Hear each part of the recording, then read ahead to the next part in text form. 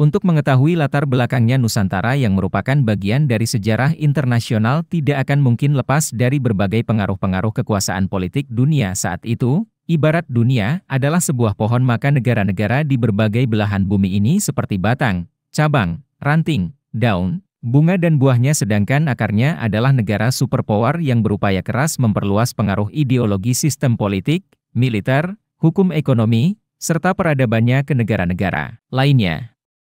Nusantara sebagai bagian dari dunia ini tidak akan pernah lepas dari berbagai pengaruh perubahan-perubahannya. Misalnya adalah banyaknya kerajaan-kerajaan bercorak Hindu-Buddha di Nusantara, akibat pengaruh peradaban Hindu sekte Siwa maupun Buddha di India sejak sebelum abad ke-7 Masehi.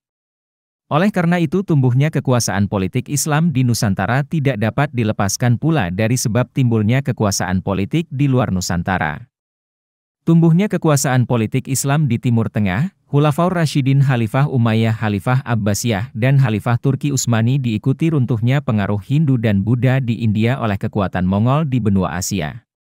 Menjelang abad 13 hingga abad 15 terdapat beberapa kekuasaan besar seperti Khalifah Abbasiyah Turki Bani Celsius. Timbulnya kekuasaan politik Islam yang dibangun oleh Kaisar besar, pengaruhnya terhadap perubahan kebijakan politik Kaisar Kubilai Han dan Kaisar Ming di Cina yang lebih cenderung berpihak kepada Islam.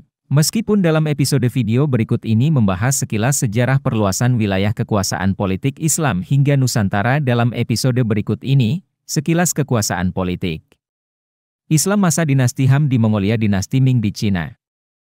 Kerajaan Champa dan munculnya kekhalifahan Turki Utsmani yang pengaruhnya sampai ke Jawa di masa kekuasaan akhir kerajaan Hindu Siwa, Buddha Singosari, dan awal berdirinya kerajaan Majapahit di Mojokerto hingga keruntuhan Mongolia abad 13 Masehi di Mongolia. Telah berdiri kerajaan di bawah kekuasaan jenis Han, dia memiliki semboyan Tuhan di surga dan hanya satu penguasa di bumi sehingga jenis Han ingin menguasai seluruh bumi.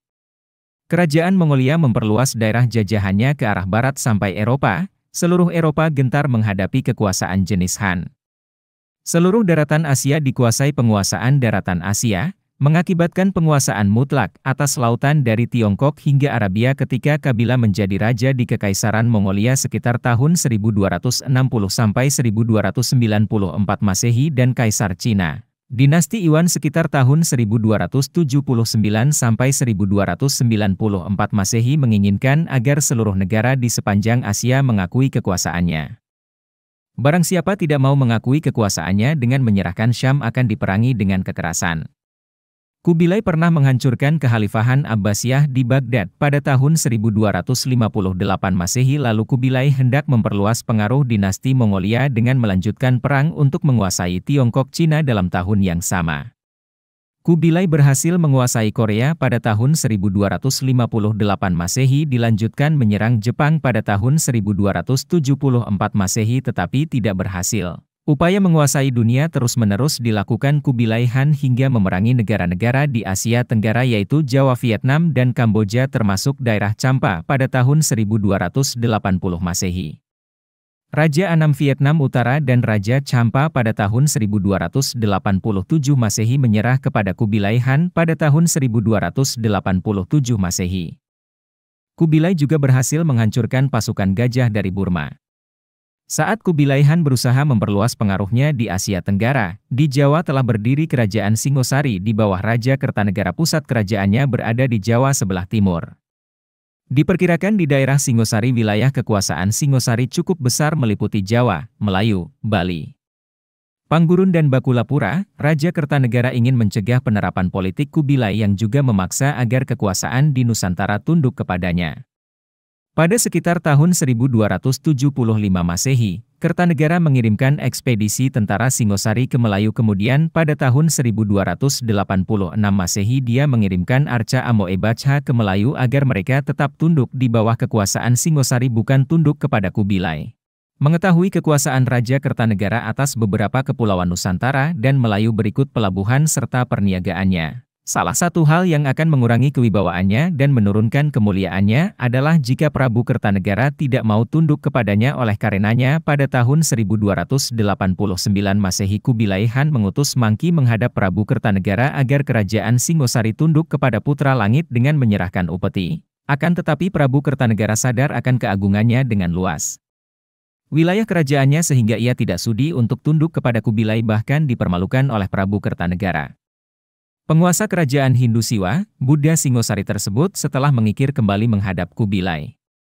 Ia marah besar atas penghinaan Prabu Kertanegara kepadanya. Pada akhir tahun 1292 Masehi Angkatan Perang Bangsa Mongol dikirim ke Jawa, mereka sampai di Rembang pada tahun 1293 Masehi lalu mereka menuju ke arah Jawa bagian timur. Akan tetapi pasukan Tartar yang dipimpin oleh Shinpi dan Ikinese tidak mengetahui bahwa Prabu Kertanegara sudah tidak berkuasa lagi akibat serangan Jayakatwang penguasa Kediri sehingga pasukannya dimanfaatkan oleh Raden Wijaya untuk menghancurkan kerajaan Siwa Buddha. Kediri yang dipimpin oleh Jayakatwang pada tahun 1293 Masehi di serangan bangsa Tartar Mongol atas Jawa pada tahun 1293 Masehi. Penting untuk memahami sebab berdiri dan puncak runtuhnya Majapahit di masa Brawijaya V pada tahun 1478 Masehi. Sesungguhnya runtuhnya Majapahit di bawah Raja Brawijaya V yang berpusat di Trowulan Mojokerto bukanlah karena serangan kerajaan Islam Demak.